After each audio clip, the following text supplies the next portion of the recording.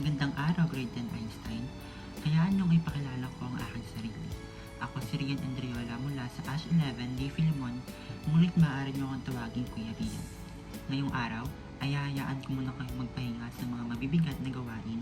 Nais ko lamang inyong kooperasyon at aktibong pakikinig sa araling natin ngayong araw. Dahil ako ang magsisilbing guro ninyo sa talakayang ito. Bago tayo magsimula, tayo tumayo para sa ating pambungad na panalangin. Loving God, thank you for the gift of this meeting and the opportunity to grow. Please guide our thoughts and discussions. Please help us to be kind, focused, and attentive as we learn together. Bless our time, our teachers, and everyone here. Amen. Sa araw na ito ay layunin nating mapalalim ang inyong mga kaalaman patungkol sa Karinyosa. Tama ang inyong pagkakarinig. Susubukan kong bigyan kayo ng sapat na impormasyon upang mas maintindihan niyo ang konsepto nito. Maaaring pamilyar na ang iba dito dahil isa ito sa mga kilala at sikat na performing arts sa Pilipinas. Ano nga ba ang Karinyosa? Ang Karinyosa ay isang tradisyonal na katutubong sayaw sa Pilipinas na kilala sa pagiging malambing at mapagmahal. Ang salitang ito ay nagmula sa salitang Espanyol na nangangahulugang mapagmahal o mapag-aruga. Ito ay dating kinilala bilang pambansang sayaw ng bansa. Nagdala ng impluwensyang Hispano ang mga Espanyol noong ika-16 na siglo na pinaghalong katutubong sayaw ng Pilipinas. Tampok sa sayaw na ito ang dalawang magkapareha, isang lalaki at isang babae, na gumagamit ng panyo at pamaypay bilang mga props. Ang kwento ng sayaw ay umiikot sa isang makalumang panliligaw kung saan nagpapakita ng pag-ibig at pagkamayayain ng mag-asawa, magkasintahan at nagliligawan. Saan nga ba ito nagmula? Ang Karinyosa ay nagmula sa isla ng Panay na matatagpuan sa rehiyon ng Visayas sa Pilipinas. Sa paglipas ng panahon, lumaganap ito sa buong bansa at nagkaroon ng iba't ibang bersyon sa kasalukuyan. Hindi lamang ito nakatali sa isang lugar, kundi isinasayaw na ito sa buong Pilipinas. Saan ito makikita ngayon? Dahil ito ay mahalagang bahagi ng kulturang Pilipino, madalas itong mapanood sa mga paaralan. Itinuturo ito sa mga mag-aaral sa buong bansa bilang bahagi ng asignaturang Physical Education o PE. Ikalawa, mga pista ng bayan, isinasayaw ito sa mga lokal na selebrasyon ng komunidad at mga kasalan. At ikatlo, mga kultural na palabas. Ipinapakita ito sa mga palabas na may mga profesional na grupo at katutubong sayaw.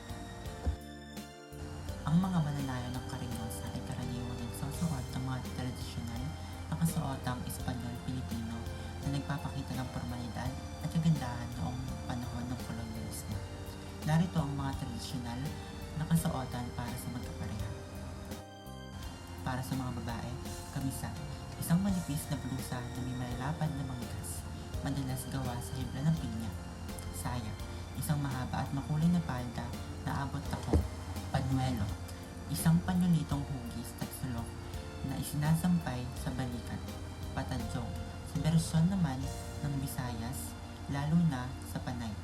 Ang mga babae ay madalas magsuot ng patadyong, isang katutubong palda na may disenyong checkered o may mga kwadrado na ipinapara sa simpleng blusa na tinatawag na kimono.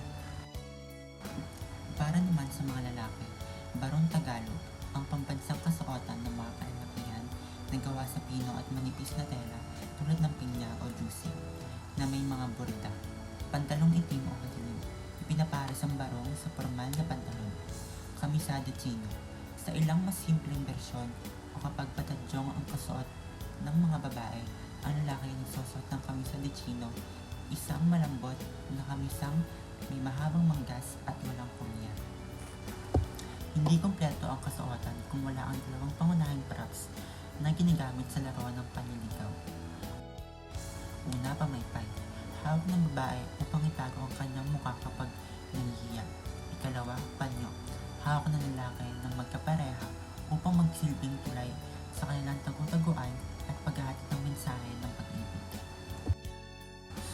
Nakakasunod pa ba? Dahil dyan, tayo magpatuloy sa demonstrasyon ng Karinyosa.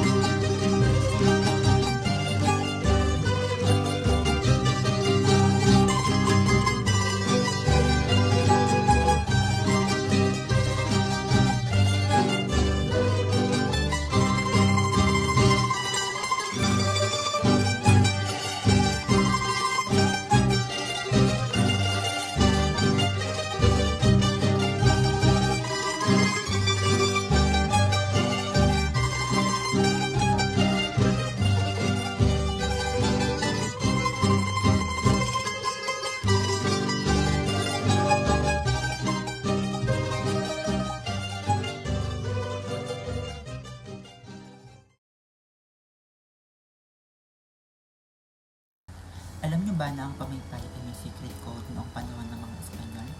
Napakahigpit ng mga magulang kaya hindi pwedeng mag-usap na lantaran ang mga magkasintahan. Sa sayaw na ito, ang pamaypay ay ginagamit bilang lihim na sinyalis. Kung mabilis ang paypay ng babae, ibig sabihin kinikilig siya o kaya desidido siya sa lalaking iyon. Kung dahan-dahan naman ang paypay, ibig sabihin ay nagpapakipot pa siya sa lalaki.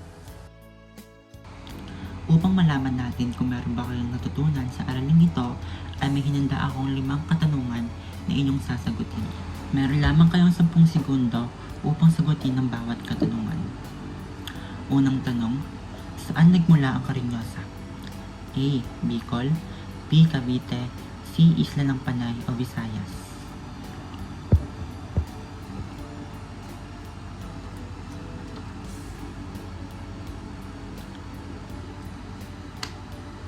Ikalawang tanong, ito ay isang manipis na blusa at may malalapat na manggas. A. Kamisa, B. Saya, C. Filipiniana.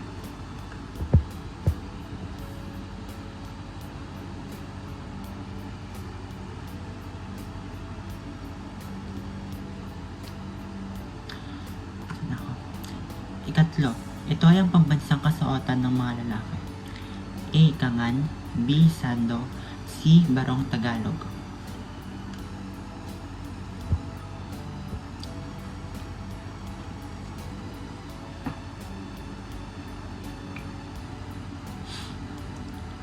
Ika-4 ng tanong, ano ang dalawang pangunahing props o kagamitan sa pagkasayaw ng Karinyosa?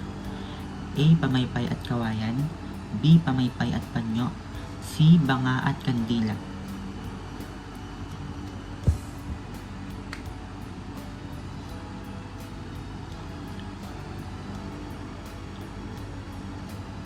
At ang panghuling tanong, alin sa mga sumusunod ang pinakaangkop na papel ng Karinyosa sa ating bansa? A. Simbolo ng kultura, B. Libangan at kasiyahan, C. Wala itong papel sa ating bansa.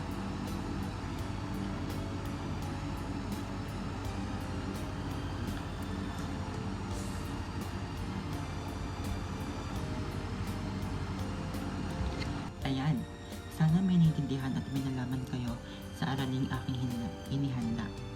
Muli, ako si Rian Andriola mula sa Asia 11D Filimon, nagpapasalamat sa inyong kooperasyon. Hanggang sa muli, Grade 9 Einstein.